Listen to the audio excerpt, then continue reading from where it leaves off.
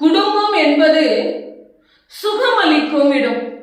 எத்தனையோ குடும்பங்களில் ஒருவரை ஒருவர் புரிந்து கொள்ளாமலும், ஒருவரை ஒருவர் விட்டு கொடுத்து மன்னிக்க குணம் இல்லாமலும், அன்பு இல்லாமலும், குடும்பத்தின் பொறுப்புகளை தட்டி கழிக்கக்கூடியவர்களும், அமைதி இல்லாமலும், தன் சொந்த குடும்பத்திற்கு விரோதமானவர்களாகவும், குடும்பத்தில் உள்ளவர்களுக்கு பாதுகாப்பு இல்லாதவர்களுமாய் வாழ்கிறார்கள்.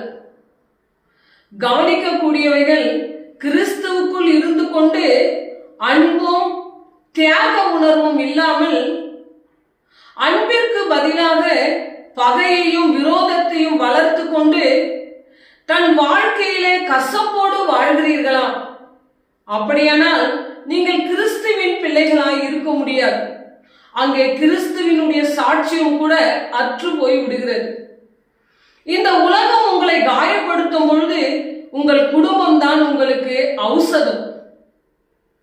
அங்கே இனிமையான வார்த்தைகளினால் நீங்கள் ஆறுதல் பெறுகிறீர்கள். உங்கள் குடும்பம் தான் ஒருவரை ஒருவர் புரிந்து கொள்ளக்கூடிய இடமாயிருக்கிறது. அங்கே அன்பை பரிமாற்றம் செய்யக்கூடிய இடமாகவும் இருக்கிறது. அங்கே ஒருவர் கூட நான் தனிமையானவன் என்று உணராமல் ஒருவர் வழியை ஒருவர் தாங்கக்கூடிய இடமாக இருக்கிறது.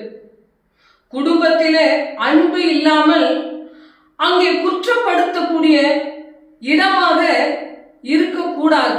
ஏனெனில் அன்பு சகலத்தையும் தாங்கும். கிறிஸ்துவின் குடும்பத்தில் அன்பு இல்லாமல் குற்றப்படுத்தி ஒரு நாளும் தீர்ப்பு சொல்ல முடியாது. ஏனெனில் கிறிஸ்து அன்பினால் அரவணைக்கக்கூடியவரும், சோர்ந்து போனவர்களை அவர் ஆற்றி தேற்றி அவர் புத்துணர்வு தரக்கூடியவரும், நொறுங்குண்ட இருதயங்களை அவர் காயத்தை கட்டுகிறவருமாக இருக்கிறதினால் நீங்களும் கூட உங்கள் குடும்பங்களில் கிறிஸ்துவின் அன்பும் கிறிஸ்துவின் தியாகமும் காணப்பட வேண்டும்.